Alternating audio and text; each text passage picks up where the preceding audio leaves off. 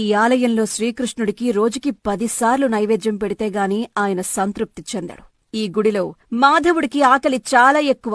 ఏ ఒక్కరోజు కన్నయ్యకు నైవేద్యం తక్కువైనా పెట్టడం కాస్త ఆలస్యమైనా ఇక్కడ స్వామివారి విగ్రహం సైజు తగ్గిపోతుందట. కేరళలోని కొట్టాయం జిల్లా తిరువరప్పు లేదా తిరువేరపులో ఈ అద్భుతాన్ని చూడొచ్చు. 1500 సంవత్సరాల చరిత్ర కలిగిన ఈ ఆలయంలో కృష్ణుడికి 10 సార్లు నైవేద్యం పెడతారు. పాత్రలో ఉంచిన నైవేద్యం క్రమంగా తగ్గడం కూడా గమనించొచ్చు. గ్రహణ సమయంలో కూడా ఆలయం తెరిచే ఉంటుంది. ప్రతిరోజు కేవలం 2 నిమిషాలే ఆలయాన్ని మూసివేస్తారు. ఇక్కడ స్వామివారి ప్రసాదం ఏ భక్తుడు స్వీకరించినా అతని జీవితంలో ఆకలి బాధలనేవి అస్సలు రావట. పురాణాల ప్రకారం శ్రీకృష్ణుడు ఎడతెగని ఆకలితో ఉన్నారని, ఈ విగ్రహం కూడా అలానే ఆకలితో ఉంటుందని భక్తులందరి విశ్వాసం. గుడికి సంబంధించినంత వరకు తాళాలతో పాటు గొడ్డలు కూడా తీసుకువెళ్తారు. ఒకవేళ తాళాలతో తలుపులు తెరుచుకోకపోతే గొడ్డలికి పని చెప్తారు. తెల్లవారుజామున 3 గంటల నుంచే ప్రత్యేకమైన పూజలతో నైవేద్యాలు పెట్టడం ప్రారంభిస్తారు ఈ ఆలయంలో శ్రీకృష్ణుడికి.